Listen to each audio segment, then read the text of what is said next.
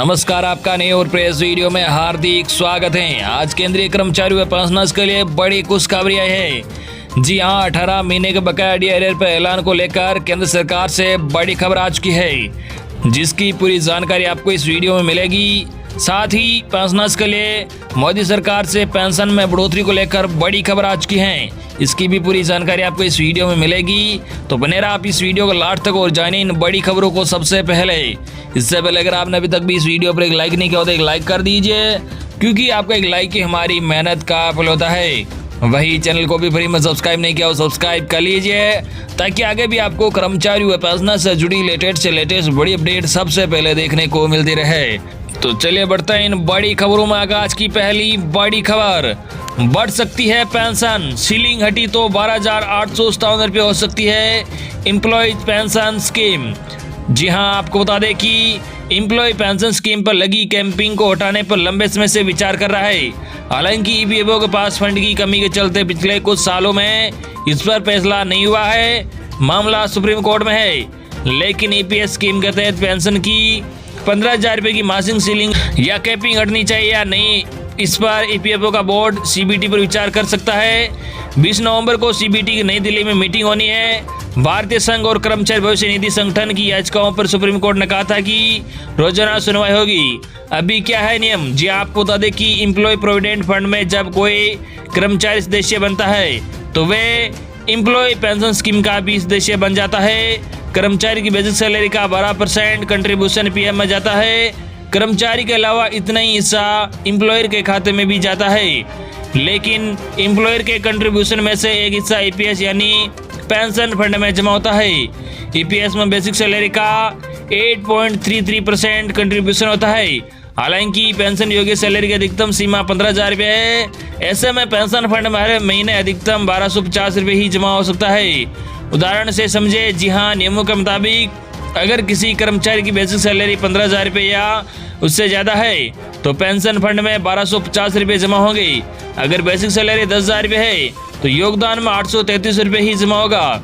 कर्मचारी के रिटायरमेंट पर पेंशन की कैलकुलेशन भी अधिकतम सैलरी 15,000 रुपये ही मानी जाती है। ऐसे में रिटायरमेंट के बाद कर्मचारी ईपीएस रूल के तहत सिर्फ 7,500 रुपये बतौर पेंशन मिल सकती है। 15,000 रुपये की लिमिट हटी तो क्या होगा? जी हाँ, ईपीएफओ को रिटायर्ड एम्फोर्समेंट ऑफिस भानु प्रताप शर्मा के मुताबिक अगर पेंशन से 15,000 रुपये की लिमिट को खत्म कर दिया जाए तो 7,500 रुपये से ज़्यादा पेंशन मिल सकती है, लेकिन इसके लिए एम्प्लॉयर का ईपीएस में योगदान भी बढ़ाना होगा। कैसे होती है ईपीएस की कैलकुलेशन? जी हाँ, ईपीएस कैलकुलेशन का फॉर्मूला मंथली पेंशन और पेंशन योग्य सैलरी, इसको गुणा किया जाता है ईपीएस खाते में जितना साल का कंट्रीब्यूशन रहा और फिर इसमें 70 से भाग दिया जाता है। अगर किसी की मंथली सैलरी आखिरी 5 साल की सैलरी का औसत 15,000 रुपये है और नौकरी की अवधि 30 साल है तो उसे सिर्फ हर महीने 6,828 रुपये ही पेंशन मिलेगी। लिमिट हटी तो कितनी मिलेगी पेंशन?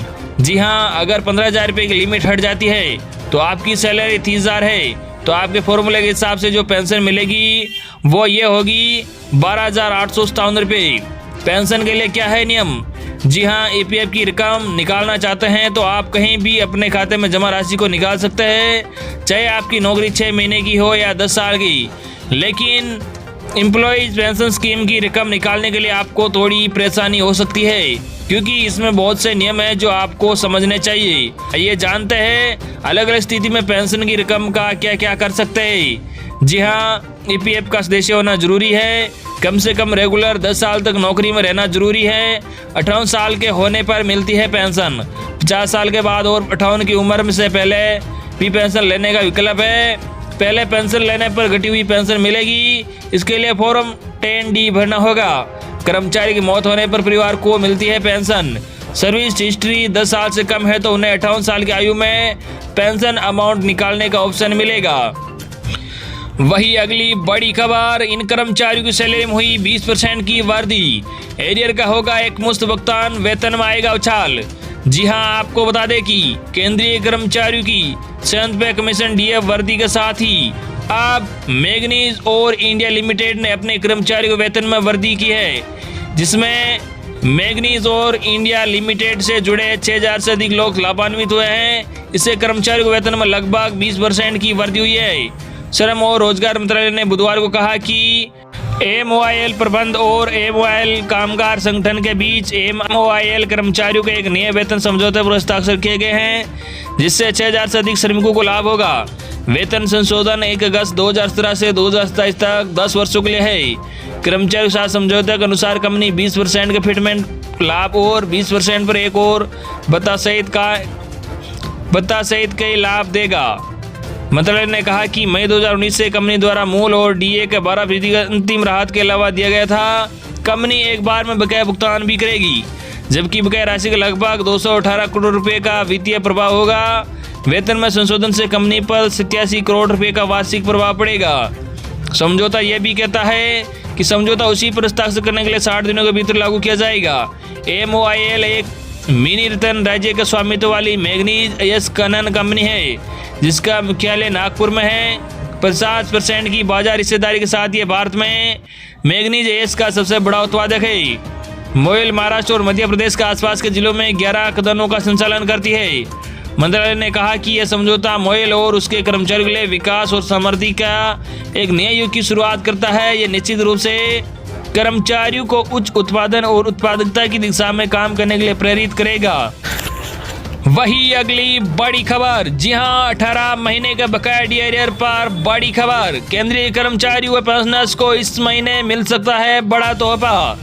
जी हां, आपको बता दें कि लाखों केंद्रीय कर्मचारियों और पेंशनर्स के लिए जरूरी खबर है। 18 महीने से रुके DA का अब तक फैसला नहीं हो पाया है। अब उम्मीद की जा रही है कि अगले महीने यानी दिसंबर में क्रिसमस या न्यू ईयर से पहले केंद्रीय कर्मचारियों के DA पर बड़ा फैसला हो सकता है। आपको बता दें केंद्र सरकार ने 7th पे कमीशन के तहत DA 31% करने के अलावा केंद्रीय कर्मचारियों को कई बड़े फायदे दिए हैं, लेकिन 1.5 साल के DA का मुद्दा अभी लटका हुआ है। नेशनल काउंसिल ऑफ JCM का CEO श्री गोपाल मिश्रा जी का कहना है कि काउंसिल ने सरकार से डिमांड रखी है कि DA बहाल होने पर 18 महीने के एरियर का भी वन टाइम इंस्टॉलमेंट किया जाए।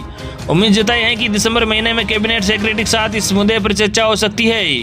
इससे पहले 28 जून को हुई कैबिनेट चीफ के साथ बैठक में भी DA पर कोई बात नहीं हुई। उन्होंने कहा कि मोदी सरकार जल्द इस पर फैसला ले सकती है। इससे करीब 52 लाख केंद्रीय कर्मचारी और 60 लाख पेंशन भोगियों को फायदा मिलने की उम्मीद है। श्री गोपाल मिश्रा जी के मुताबिक लेवल 1 के कर्मचारियों का DA 11,880 रुपए से लेकर 37,514 रुपए के बीच बनता है। वही लेवल 13 या लेवल 14 के लिए कैलकुलेशन की जाएगी तो एक कर्मचारी के हाथ में DA 1,44,200 रुपए से लेकर 2,18,200 रुपए का भुगतान किया जाएगा। तो ये थी आज की लेटेस्ट और बड़ी खबरें जो हमने आप तक पहुंचाई है। आई होप कि आपको ये खबरें जानकर अच्छा लगा होगा। इस वीडियो पर ज़्यादा से ज़्यादा लाइक और इस वीडियो को ज़्यादा से ज़्यादा आपके मिलने वाले साथियों तक जरूर सेकना, ताकि उन तक भी आज की लेटेस्ट और बड़ी खबरें पहुंच के। धन्यवाद।